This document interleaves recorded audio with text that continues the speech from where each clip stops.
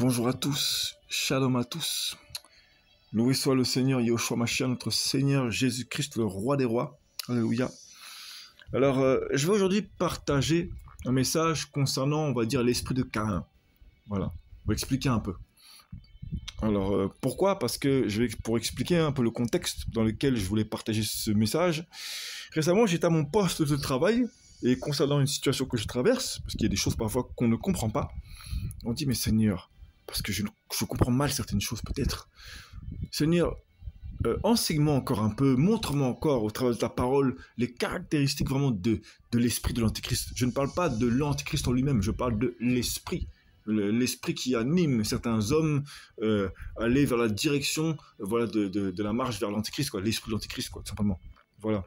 Et donc là, le Saint-Esprit m'inspire Genèse, donc Bereshit, Genèse chapitre 4. Voilà, l'histoire d'Abel et de Caïn. Voilà, donc on va prendre à partir du premier verset. Adam connut Chava, donc également traduit par Ève, sa femme. Elle conçut et enfanta Caïn. Elle dit, j'ai acquis un homme avec Yahweh. Elle enfanta encore Abel, son frère. Abel devint berger de petit bétail et Caïn devint cultivateur du sol. Et il arriva au bout de quelque temps que Caïn offrit à Yahweh une offrande des fruits de la terre. Verset 4. Abel, de son côté, offrit des premiers-nés de son troupeau et de leur graisse. Yahweh porta son regard sur Abel et sur son offrande, mais il ne porta pas son regard sur Caïn ni sur son offrande. Et Caïn fut très fâché et son visage fut abattu. Pour l'instant, on va s'arrêter là. On va reprendre certains passages pour expliquer encore ce message, l'autre point du message encore. Alors pour commencer, on va aller donc dans le verset 2, on va reprendre, donc elle enfanta encore Abel, son frère. Abel devint berger de petit bétail et Caïn devint cultivateur du sol. Verset 3, et il arriva au bout de quelque temps que Caïn offrit à Yahweh une offrande des fruits de la terre. Voilà, ça m'a vraiment interpellé ça, des fruits de la terre. Voilà. Alors, donc on voit, le Seigneur m'a vraiment donné la comparaison de Caïn et de Abel et Caïn. Pourquoi? Parce que il y a vraiment un combat qui est toujours là spirituellement. Voilà. Vraiment la descendance et la prospérité. Quand je parle de descendance, je parle de manière symbolique, bien évidemment. D'Abel et de Caïn. Il y a un véritable combat encore qui est là. Caïn, donc il offrit les fruits de la terre. En fait, et beaucoup d'hommes, le Seigneur me montrait ça, c'est que beaucoup d'hommes actuellement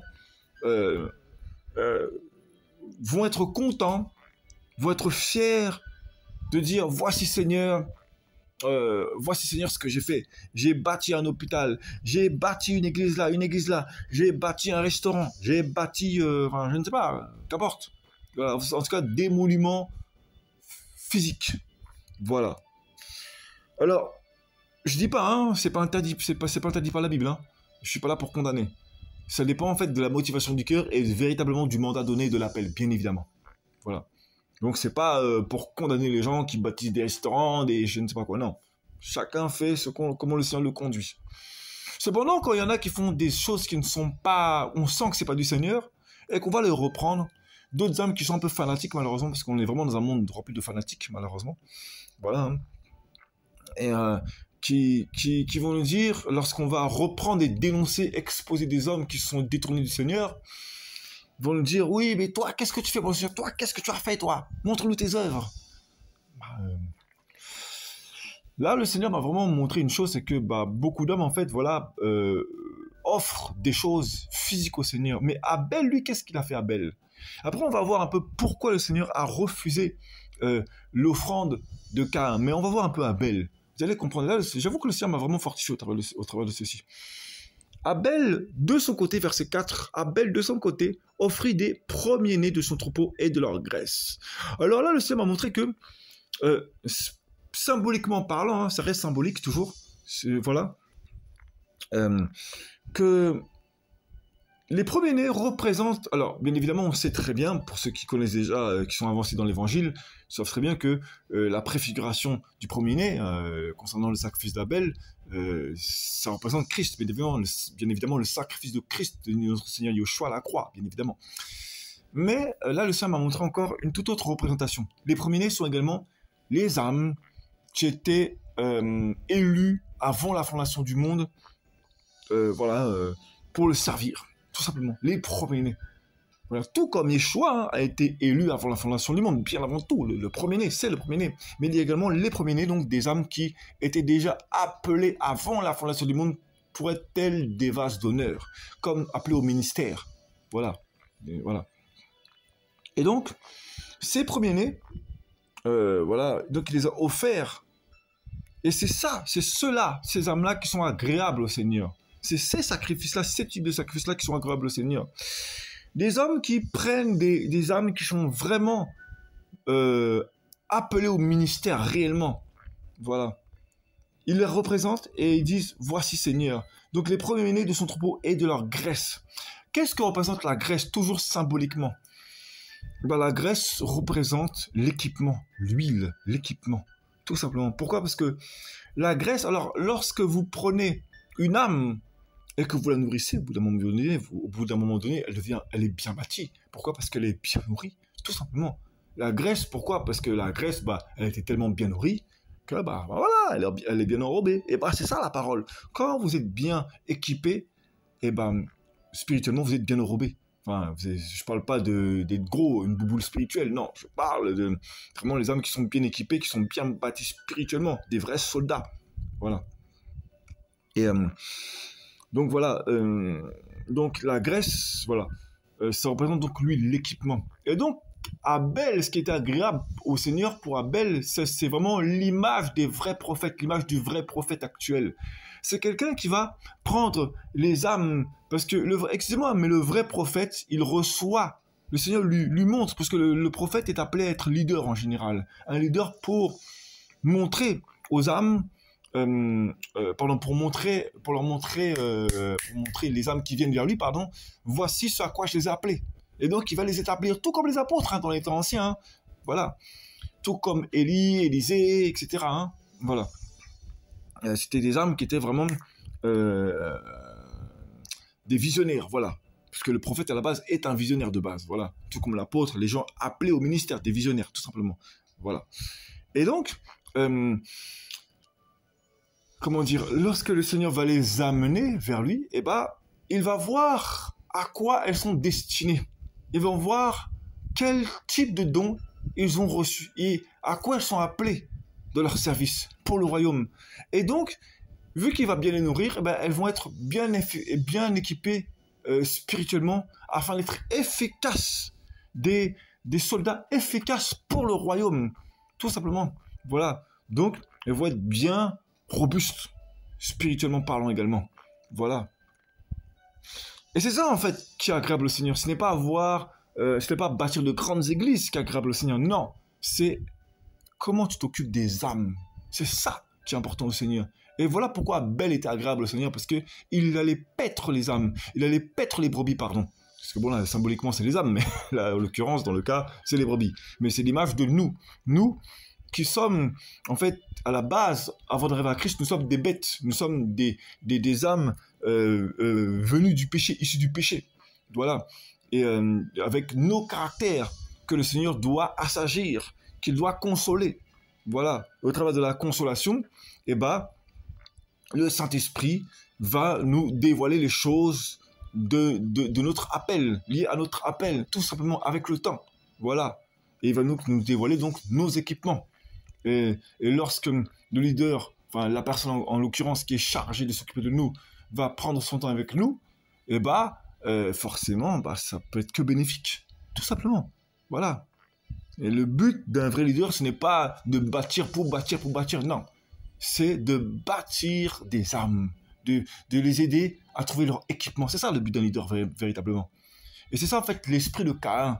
L'esprit de Caïn, vous allez voir maintenant, c'est que lui, il veut vraiment les fruits de la terre, vraiment. Et vraiment, là, j'ai vraiment été interpellé. Premièrement, le Seigneur m'a amené donc dans Genèse, chapitre 3, là, pour le coup. Voilà.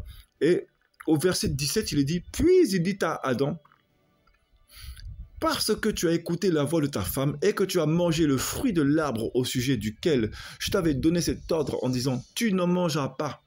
La terre est maudite à cause de toi. Tu en mangeras les fruits dans la douleur tous les jours de ta vie. Voilà. Donc, c'est marqué, hein, la terre est maudite à cause de toi. Voilà pourquoi l'offrande de Caïn n'était pas agréée par le Seigneur, par Yahweh. Parce que il a offert quelque chose venant d'une terre, un lieu maudit. Tout simplement, qui avait été maudit. Tout simplement. Voilà. Donc le Seigneur ne pouvait pas agréer ceci. Et voilà. Et le Seigneur nous a dit de ne pas nous accrocher aux choses de la terre. Donc pourquoi s'enorgueillir, pourquoi se rendre fier, offrir, voici Seigneur ce que j'ai fait, voici Seigneur ce que j'ai fait, là, j'ai bâti ça, j'ai bâti ci, j'ai bâti ça. Donc en fait, quand tu voulais vraiment avancer, c'était juste en fait pour bâtir le ministère, pour mettre ton ministère en avant, pour rien de plus en fait. C'était même pas pour les âmes, c'était même pas pour l'amour d'une âme, c'était même pas pour aider une âme à se développer. En fait. Et voilà, c'est là où on reconnaît vraiment l'esprit de Caïn. Et vous allez voir ensuite les conséquences, on voit vraiment le fruit même de la suite de ce qu'il a fait. On voit ensuite on va passer directement au verset 16. Alors Caïn s'éloigna de la présence de Yahweh et habita dans la terre de Nod, à l'orient d'Éden. Verset 17. Puis Caïn connut sa femme, elle conçut et enfanta Enoch. Voilà. Il bâtit une ville et appela le nom de la ville d'après le nom de son fils Enoch. Alors, il faut vraiment savoir qu'à la base, hein, pour ceux qui ne le savent pas, Enoch signifie initié. Voilà. Consacré, initié. Donc déjà, de base, Enoch, on voit que il était initié, il a été le premier occultisme, hein, quand même. Voilà, il voulait une ville. Il a voulu bâtir une ville. Voilà. Et qu'est-ce qu'il a fait? Il a bâti une ville, mais cette fois-ci au nom de son fils. Pourquoi?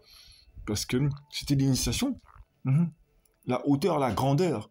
On voit clairement la motivation qu'avait Caïn. Il voulait bâtir. C'est quelqu'un qui voulait bâtir. Et il voulait que son nom soit reconnu. Tout simplement. Alors que quand vous voyez Abel, non. Abel, lui, il voulait aider les brebis à être bien bâtis. Et c'est ça, l'esprit d'Abel. Enfin, l'esprit, ceux qui sont vraiment pris par le bon esprit du Seigneur. Voilà. On voit que Enoch signifie initié, donc il était initié de la base à la sorcellerie. Voilà. Hein. Et son père a été un assassin. Il a tué son propre frère quand même. Voilà. Pourquoi? C'est simple. Lorsque les parents ont péché, alors ok, il y avait certainement d'autres enfants. Cependant, pourquoi il y avait d'autres enfants? Pourquoi Abel est venu?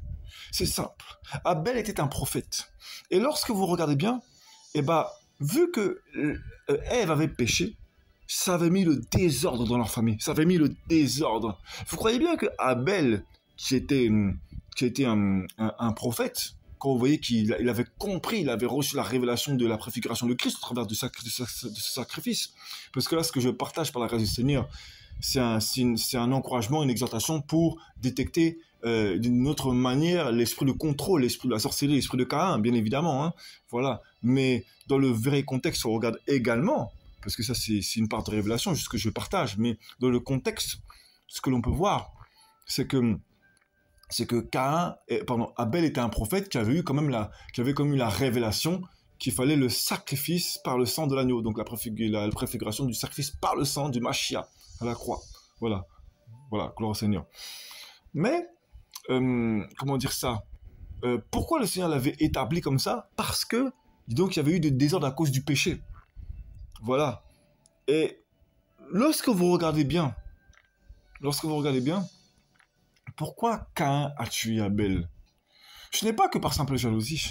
Abel était un prophète et il avait été agréable au Seigneur. Et l'esprit de l'Antichrist qui était sur lui, a tué le prophète, tout simplement. Voilà. En fait, Abel était là pour éclairer. Il était là, c'était un éclaireur, c'est un prophète, donc il était là pour également reprendre sa famille pour donner une bonne offrande pour la famille également. L'esprit du prophète n'est pas accepté. Regardez bien dès la base. Toujours au chapitre 4, hein, au verset 1, donc, hein, Adam connut Chava, sa femme, elle conçut et enfanta Caïn. Elle dit, j'ai acquis un homme avec Yahweh. Au verset 2, regardez bien, elle dit que, donc elle se réjouit. J'ai qui un homme avec Yahweh, donc elle se réjouit. Au verset 2, ça va juste seulement à, elle enfanta encore Abel, son frère. Où vous voyez la parole de réjouissance? Au moment de Caïn, elle dit, j'ai acquis un homme avec Yahweh, donc on voit qu'elle est contente. Mais elle enfanta encore Abel, son frère, ça s'arrête là, c'est tout. Et bizarrement, vous voyez, après que le meurtre ait bien été accompli, c'est là où malheureusement, et c'est toujours comme ça avec les prophètes, malheureusement. Verset 25, toujours du chapitre 4, verset 25. Adam connut encore sa femme. Elle enfanta un fils et l'appela du nom de Chet, ou Seth aussi, en français. Car, dit-elle, Elohim a mis une autre postérité pour moi à la place d'Abel, que Caïn a tué. Vous voyez le changement de langage? Elohim a mis une autre postérité pour moi à la place d'Abel. Là, elle reconnaît bizarrement, elle reconnaît Abel comme son fils. Que Caïn a tué. Donc là, en fait, elle a vu qui était vraiment Caïn. Elle a vu bizarrement qui était vraiment Caïn. Caïn, en fait, était juste la descendance de... C'était vraiment le combat de l'esprit de l'ennemi face au prophète. Il voulait tuer le visionnaire, tuer celui qui pouvait amener peut-être la réconciliation dans la famille, certainement. Je veux dire, pardonne-leur. Voilà. C'est toujours ça, hein. Voilà. Et on voit bien qu'il a offert des fruits de la terre. Voilà, parce que c'est les fruits de la terre, quoi, voilà. Et juste, il a été jusqu'au bout de son égarement. Au début, c'était juste les fruits de la terre, au début. Et puis après, c'est venu jusqu'à bâtir une ville. Et en plus, au nom de son fils, en plus, hein. Donc, vraiment, au début, ça commence par ça, puis ça va plus loin, ça va carrément des bâtiments presque. Enfin, les bâtiments n'existaient pas à l'époque, mais bon, voilà, quoi. Voilà. Et là, bizarrement, donc là, elle reconnaît que son frère avait un problème parce qu'il dit que Caïn a tué. C'est-à-dire qu'elle le considère limite plus comme son fils, que Caïn a tué. Elle dit, pardon, elle dit une autre postérité pour moi à la place d'Abel. Là, elle reconnaît bizarrement Abel comme sa postérité. Alors qu'avant, rien. Le prophète est toujours rejeté. Pourquoi? Parce qu'il est incompris. On ne le comprend pas. Fallait le trouver, la révélation de la préfiguration. Hein. Fallait la trouver, celle-là, quand même. Un jeune enfant. Bon, après, je sais pas s'il était adulte ou quoi, on sait pas, mais voilà, quoi. Voilà. Et encore, un autre point sur lequel le Seigneur m'a vraiment interpellé, c'est que, voilà, lorsque, vu que le Seigneur m'a vraiment fait comparer Abel, l'esprit de Caïn, comparant aux hommes actuels, parce que les hommes actuels, malheureusement, lorsqu'ils voient des prophètes plus ou moins jeunes, mais en tout cas qui ont un certain nombre d'années dans le service et qui doivent enfin décoller, prendre leur envol, ils ont du mal à laisser la place, hein. Ils ont du mal, hein. Ah oui, hein. Enfin, c'est pas question qu'ils ont du mal à laisser la place, on ne laisse pas la place, c'est le Seigneur qui ouvre les portes. Mais ce que je veux dire, c'est que s'ils doivent écraser les jeunes, ils vont se le permettre, certains. Bref. Et bah, on voit que donc Caïn a pris les fruits de la terre. On voit que les fruits du sol, donc, il a pris les fruits du sol, donc, qui étaient maudits. Et le Seigneur m'a fait comprendre ceci. C'est quand tu prends un fruit du sol, mais comment tu peux ne pas comprendre que ce sol est maudit? Tu n'as pas cette compréhension que le fruit est maudit. Là, je parle symboliquement de l'homme, c'est-à-dire les âmes de ce temps actuel, parce que beaucoup d'âmes, excusez-moi, mais de notre temps actuel, on est vraiment comme au temps de Noé. Au temps de Noé, il y a eu très peu d'âmes qui ont été sauvées. Pourquoi? Parce que nombreux étaient de la postérité de l'ennemi, du malin. Nombreux, hein. Vous voyez les affaires, ils vont injecter des démons dans leur corps pour faire naître des démons humains aujourd'hui. Il y en a plein. Plein. Voilà. Parfois issus de malédictions, des choses liées à la sorcellerie, au lieu de faire confiance au Seigneur pour que le Seigneur les libère et que le Seigneur puisse les bénir et faire un témoignage puissant. Non, c'est trop long pour eux. Alors du coup, ils vont voir les gars des affaires où ils vont leur dire allez au bord de la mer et tac, on va leur injecter un esprit et puis après au bout de quelques mois ça naît et puis voilà, des démons humains. C'est tellement fréquent aujourd'hui. Bref, on en passe. Voilà, ou d'autres situations encore, mais en tout cas qui font des démons humains. Voilà. Et ben, c'est la symbolique donc de beaucoup d'âmes parfois. Pas tous, hein, c'est pas le cas partout. Hein. Voilà, il ne faut pas non plus en faire non plus une généralité. Mais en tout cas, on est dans un temps similaire quand même. Hein. Et bien, nombreux, du coup, lorsqu'ils viennent à l'assemblée, ils ne sont pas du Seigneur, ce sont des démons. Mais vraiment des vrais démons, des humains. Et du coup, ils vont à l'église comme ça. Et ils vont jamais recevoir le Seigneur d'un cœur sincère. Et ils vont jamais recevoir le Seigneur d'un cœur sincère, pardon. Et ces hommes-là, qui sont de la postérité de Caïn, malheureusement, eh ben, ils vont bâtir avec ces types d'âmes. Et moi, ce qui m'a vraiment interpellé quand le Seigneur m'a encore rappelé ces choses, c'est mais comment ces hommes ne peuvent pas prendre conscience, ne peuvent pas distinguer que ces fruits sont maudits. Comment ils peuvent ne pas détecter que ces âmes ont des malédictions? Je ne sais pas forcément de... Il y a autant des malédictions, c'est-à-dire liées au manque de conversion, des âmes qui ne sont pas forcément appelées à être maudits, mais des âmes qui marchent avec des malédictions. Pourquoi? Parce qu'ils n'ont pas donné leur vie sincèrement à Christ. Ils peuvent être délivrés, le Seigneur peut les ramener à la vie, ils sont certainement destinés au ciel. Hein. Voilà. Mais d'autres vraiment, hein, qui sont vraiment de la terre. Quand symboliquement parlant, le Seigneur m'a fait comprendre qu'il y en a, ils sont vraiment de la terre, c'est-à-dire de l'enfer en fait. Ils sont amenés ici comme agents espions, etc., etc. Des vrais démons quoi, en fait, des vrais démons. Voilà, des vrais démons quoi. Voilà, au sens propre du terme. Et comment ces hommes du coup peuvent ne pas détecter ces choses? Voilà. Donc c'est pourquoi nombreux quand vous allez dans les églises, lorsqu'ils font une offrande. Quand on parle d'offrande, on ne parle pas seulement d'offrande, non. On parle également d'offrir des sacrifices, c'est-à-dire faire des jeûnes. Voilà pourquoi beaucoup de l'Assemblée de son temps actuel, même je dirais même la plupart des assemblées de son temps actuel, lorsqu'ils jeûnent, ils ne sont pas agréables au Seigneur. Pourquoi? Parce que ce qu'ils donnent, ce sont des fruits qui sont liés à la terre. Soit ce sont des âmes qui ne sont même pas converties. Pourquoi? Parce qu'on leur donne des mauvais enseignements, des enseignements complètement charnels, terrestres, vraiment hein, lié au désir du monde physique et non pas au désir d'aller au ciel, de la repentance, de la véritable conversion du cœur, vraiment, hein, des choses célestes, du premier époux, Yahushua Mashiach, notre Seigneur Jésus-Christ. Voilà. Quand ils vont jeûner, ils vont pas chercher ces choses. Du coup, ils vont pas être agréables du tout. Parce que ce qu'ils veulent, c'est oh Seigneur, fais prospérer notre église, Seigneur, là. Mais pourquoi vous voulez absolument faire prospérer votre église au lieu de faire prospérer les âmes? C'est ce qu'Abel a fait. Et c'est là où on connaît vraiment l'esprit de Caïn. Un esprit qui veut tout contrôler. Un esprit qui veut vraiment tout contrôler. Regarde ce que j'ai fait ci, j'ai fait ça. Et pour prouver, pour montrer, pour se glorifier qu'ils ont fait ci et ça, ils sont prêts à tout contrôler. Voilà. Non, franchement, on est vraiment dans un temps, mais c'est terrible, hein, vraiment, quoi. Donc, vraiment, voilà. Hein. C'est vraiment ce que je voulais partager. C'est voilà, l'esprit de Caïn. Enfin, c'est l'esprit d'Abel, l'esprit de Caïn. D'ailleurs, le mot Abel signifie vapeur. Oui, vapeur, souffle, quoi. Tout simplement. Et d'ailleurs, il s'écrit avec la lettre He, Bet et Lamed. La lettre He, voilà, donc la symbolique, parce que comme je l'avais déjà expliqué, béni soit le Seigneur, chaque lettre hébreu ont une symbolique. Voilà. Une valeur numérique également une symbolique. Et les symboliques de la lettre He, c'est louange, souffle, principalement. Également éminence, élévation également. Voilà. Donc c'est vraiment la marche par l'esprit. Vraiment. Voilà. La louange, l'adoration par l'esprit, par la marche de l'esprit. L'obéissance. Voilà. La lettre Bet, également, signifie maison, palais, résidence. Voilà. Donc c'est vraiment...